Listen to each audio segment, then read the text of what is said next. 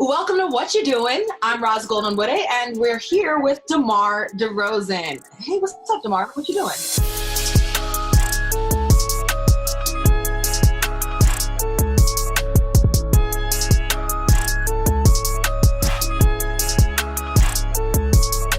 When I think about our crossroads, when I really had the chance to start covering you, it really was around the 2016 Olympics. Right.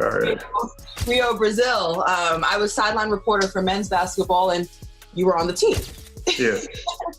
And you guys were living on a boat for 3.5 weeks, almost a month on a boat. Yeah.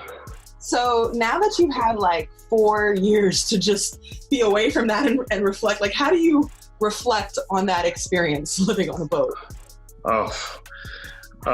In a moment, it was one of the toughest things for us all because we stand in this little. If anybody ever been on a boat, you understand. Like it's not the accommodation for anybody over 6'5" and up. It's not the most fitting rooms. Showers, the bed, the constant rocking of the boat all night. So it was a challenge. It was a challenge in the moment, and we tried to make the best out of it every single night, trying to find ways to play cards, play video games, try to stay active and not really go crazy because we were so isolated and away from everybody else. But looking back on it, it was probably one of my most fond memories because, it was looking back on it, it was extremely fun. But in the moment, it was definitely a challenge. So wait, I'm confused. The U.S. men's basketball team was supposed to be staying, and the women's team was supposed to be staying on this huge, luxurious yacht in Rio. I thought the beds were made extra long for basketball. I'm pretty sure my feet was hanging off. So I'm pretty sure like guys like DeAndre Jordan, KD, all those guys, they really were struggling trying to find comfort in them beds. You mentioned the motion of the boat. Who got seasick? Nobody. I don't think nobody really complained about seasick, but I remember that was always the conversation the next morning about did y'all feel how much the boat was rocking all night? And I always kept my window shut so I wouldn't see how much the boat actually was moving. So everybody found their ways to deal with it and everything, but the boat was rocking for them. 3 weeks that we was on that boat. What was the best part of living on that boat for 3.5 weeks? Being around the guys. Being around the guys was probably one of the most memorable things. Learning guys, really on a personal level, outside of just basketball, what guys like to do, talking about different things. The conversations was always something unique. We always ate dinner together. We did everything together. So for that time, we basically was really bonded like family members. We was really the only family that we had, even with the women team, getting a relationship with a lot of those women. That's intelligent, seeing a different side of them outside of just basketball. So being able to get that standpoint of some of the world's greatest athletes was definitely memorable. It almost feels like a reality show. I mean, kind of having that's what it was. I wish we had a camera crew on the ship, and you kind of get the insight, and we could have came out with it 20 years from now, kind of like the Michael Jordan documentary. Somebody should have been thinking that way back then. I know. Actually, it probably was special to just enjoy it, amongst yourselves for what it was. Yeah. But let's say it was a reality show. What is like one of your favorite, funniest moments together on that boat then? I think it started with the plane ride before we even got over there. I think everybody probably seen this video. We went viral when Melo was on the plane and he got mad at us. We was listening to, I forgot the name of the song we was listening to, but the video was viral. We was all getting on Melo nerves. It was something that was entertaining every single day. I remember that's when I think Snapchat really started getting real popular, and guys was just putting guys on Snapchat, shooting jokes on everybody. When we was at dinner, when we was on a bus, anything we did, we made a joke out of it just to pass time and made it fun. So okay, so all of you guys are confined. Who was the first to get annoying? Who was the first to get annoying? Wow, that's a good one. Probably DeAndre. DeAndre. Yeah, DeAndre Jordan or Draymond. Either them two. Yeah, them two. Because they just wouldn't stop talking. It used to be days. They brought the same energy every single day, on, off the court, of that energy of just being loud and obnoxious, bothering people, coming up with something. So them two dudes definitely. It was a couple of days. It was like, all right, today we ain't trying to hear all that DJ. We ain't trying to hear that Drake, but made the most out of it. DeMarcus too. I put DeMarcus in there too. I actually heard DeMarcus was. Yeah, I put DeMarcus in there. But all three of them are such big sweethearts, honestly. Nah, yeah, them to this day, them some of my closest friends. Right. So wait, but they're also huge men with big personalities. If they're getting annoying, how do you say chill? That's when the fun part came into play, where we all had the type of relationship to where, like, you could go off on one of them and tell them shut up, man. We ain't trying to hear that today. But that don't mean they gonna stop or shut up. They gonna keep bothering you more and more. So you just gotta find a way to kind of dodge around them if you didn't want to hear them, because they gonna keep that same energy whether you want to hear it or not.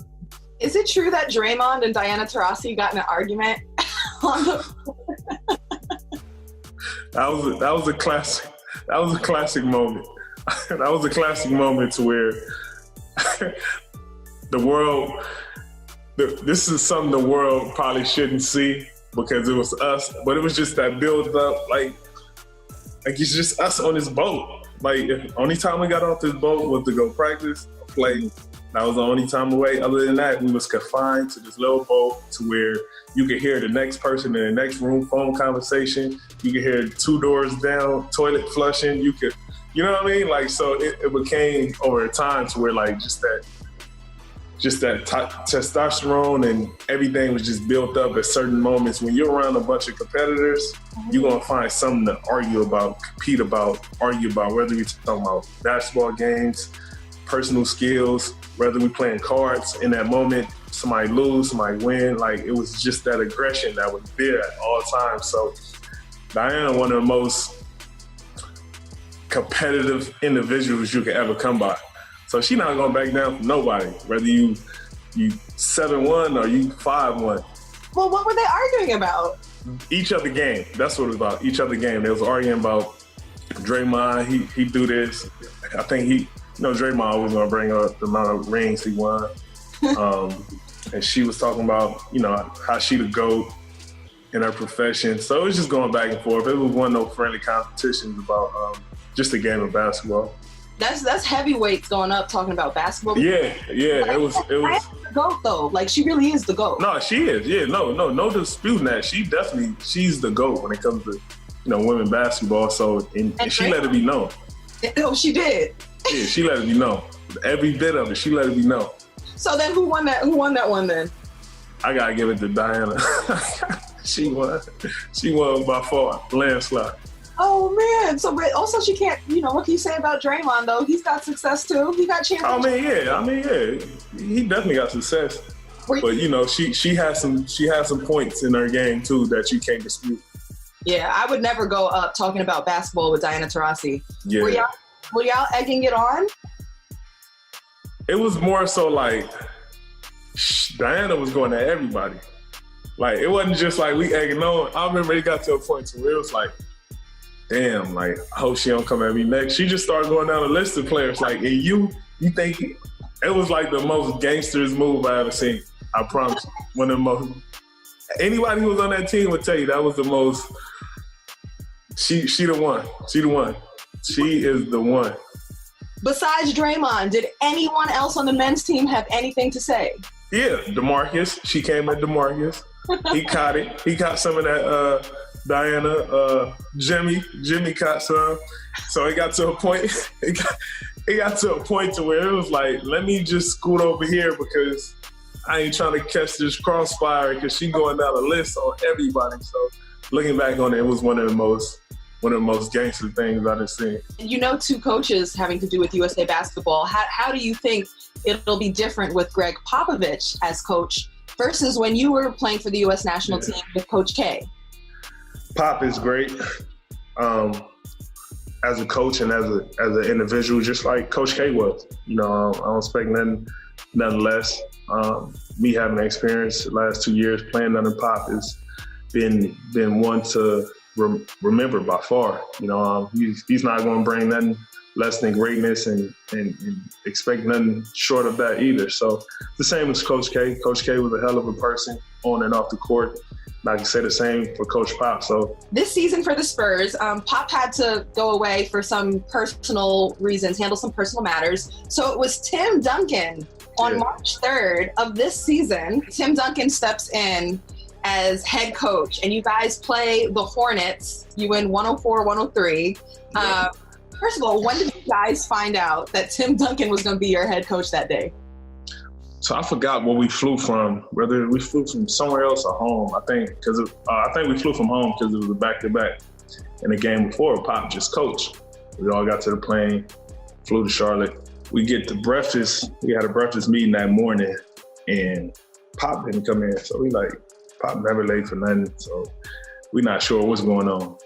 So we eat, and Tim stands up and said, "Yeah, I'm gonna be the coach.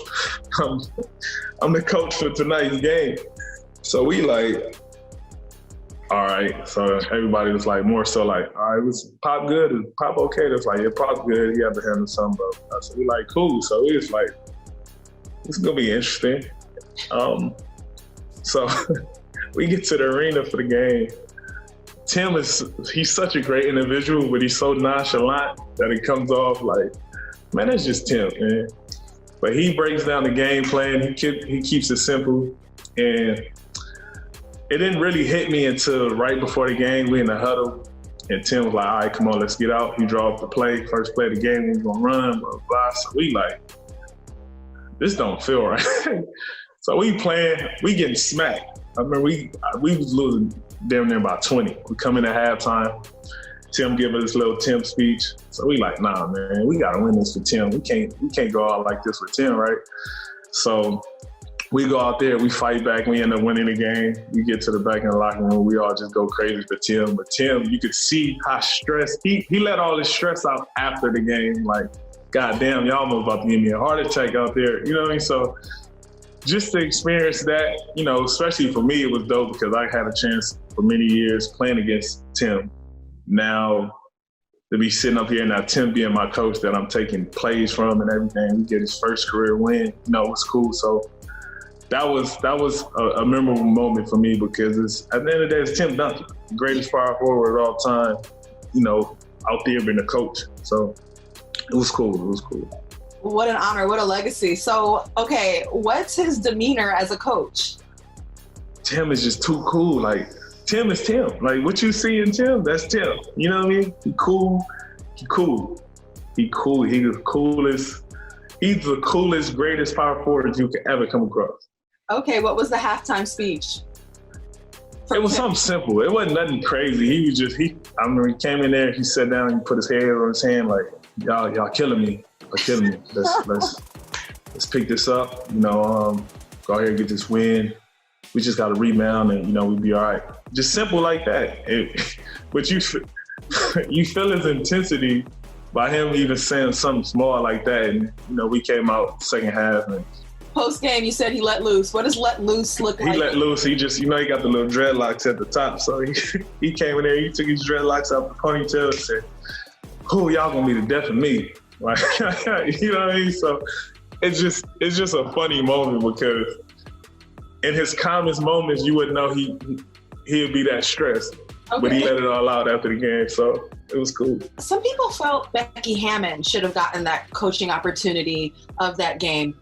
Whether she gets that opportunity or another one, it's certainly coming.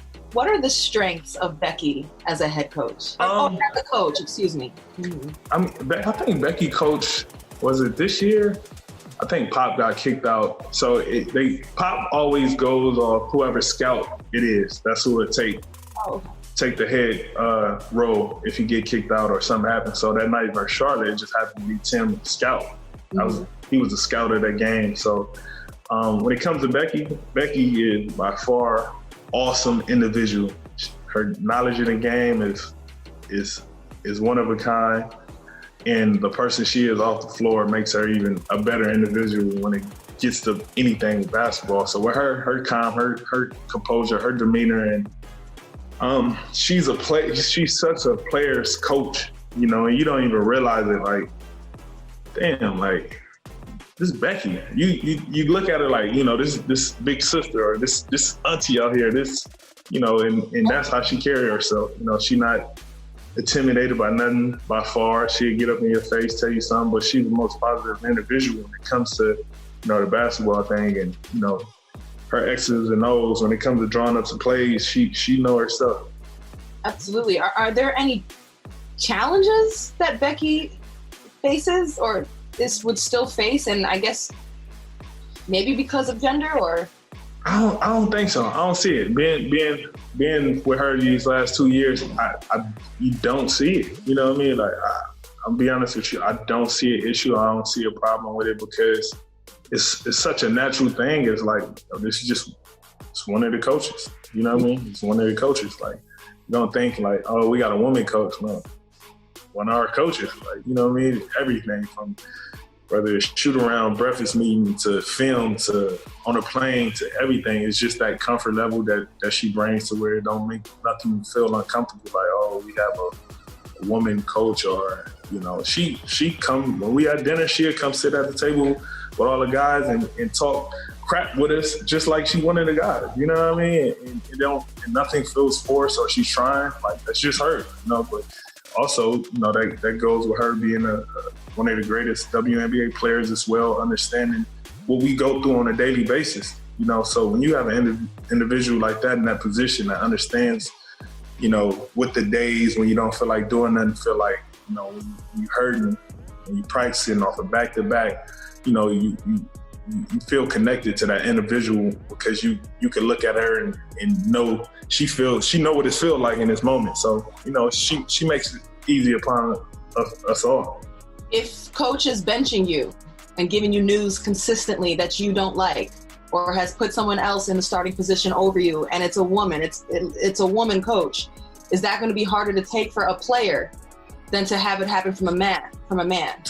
I mean, me speaking for myself, I don't see it, especially when you have a person. I think whether you're a man or a woman, it all depends on the rapport in the history you have with the game of basketball that gives you the respect from the players that's playing for you, for them to be able to look at you and be able to take certain things they don't want to hear. You know, you got to have that respect level. You know, you just can't be just, you know, the water boy off the street and try to tell, you know, a superstar player of the team what to do or what not to do, and you can't be the water girl from the team, you know what I mean? But if you have that respect level and that IQ of the game, the respect gonna come from the players, no matter who it's from. Facts. So how far away do you think the league is from seeing a woman's head coach? I mean, is it as soon as, could it be in a year, or are we a few years away? Like, what would you say? I can see it at any moment, you know? I can see it at any moment. I can see whether it's so hard to say next season or this season, or like, I don't know when basketball is gonna start back, but I wouldn't be surprised if next season started and it's announced that a woman is a coach of an NBA team. Wouldn't be surprised. You see so many women around our league already working at high positions and holding their own. And that's just setting a trend to open up bigger doors for the next person to take that step. You know, I think it's more so the willingness of, you know, a woman ready. Do she feel ready enough to take that job? Because I don't feel like it's just going to be anybody just like, oh, I'm a woman, I want to take this head coaching job. You know, it's going to be somebody that's prepared and definitely ready to take it, that's going to take it. And, you know, it could be a year, it could be 2 years, it could be 3, but, you know, I don't feel like we that far away. I want to transition to a mental health and wellness conversation. I just feel like we can't speak to you without going there, because you've been such an advocate for being open about these discussions, and it's been important to you. So, like, first of all, just how is your wellness right now during quarantine? You know, taking it day by day. you know, the way I take it honestly is like, I'm not going to overthink this whole thing and try to, you know, say we got 100 days to be in the house. You know, I really truly take it day by day of just understanding like we're going to get out of this one day, but I'm not going to think about the past month that went by. I'm not going to think about the next month. You know, I try to take it day by day, and each day I try to find something that just keeps me going in a positive way and try to protect my peace at best, because so much stuff going on in the world, so much stuff happening to people, so much uncertainty, so many question marks, so many places. So for me, I just try to keep my mind in a positive place and indulge in that moment. Have you had a chance to think of such a thing? If you want to go there, like who is DeMar without basketball? Yeah, I think for me, I've been like lately just trying to understand and teach myself the understanding of you know, film. You know, I think for me, I've been real big of really just studying the film process of putting a show, a movie, content together. You know, I think for me, the biggest thing, like I'm a big movie fan, so I always try to watch movie shows and just try to see how creative and detailed subject matter be. What kind of movie would you make if you could have your first movie? Would it be a thriller? Would it be horror? Would it be romance? See, I'm into the mind-boggling, like Leonardo DiCaprio thinking movies, like, you know, like Shutter Island or Inception, like them wild thriller, make you think out the box type of movies, you know. So for me, them type of movies, I really want to understand how to put together and come up with a whole storyline of how to do that. A DeMar DeRozan joint. So I just want to end the show on a high note. And every single What You Doing ends with a challenge. All right. Okay? And your challenge is the Ultimate Player Challenge. So you have to build the Ultimate Player. I'm going to give you a skill set, and you have to say the name of her player whose skill set you would take in that category, and you cannot name yourself. All right. You ready? Gotcha. You would take the 3-point shot of Steph Curry. Your ultimate player would have the handles of Kyrie Irving. Was that hard? Was there a close second? No. The step back jumper of James Harden. What about Luka? James Harden. Okay. The mid-range jumper of Damn, you said I can't put myself? No, you can't. Chris Paul. Okay, but I knew you definitely would be. Oh, KD too. KD, yeah. I'm going with Chris Paul though. Like Chris Paul mid-range. Chris Paul. This is your challenge, not mine. Okay. The passing ability of LeBron. The interior game of I'm gonna go with Giannis. No, Embiid. Joel Embiid. Yeah. Yeah. All right, interior game of Joel Embiid. The defense of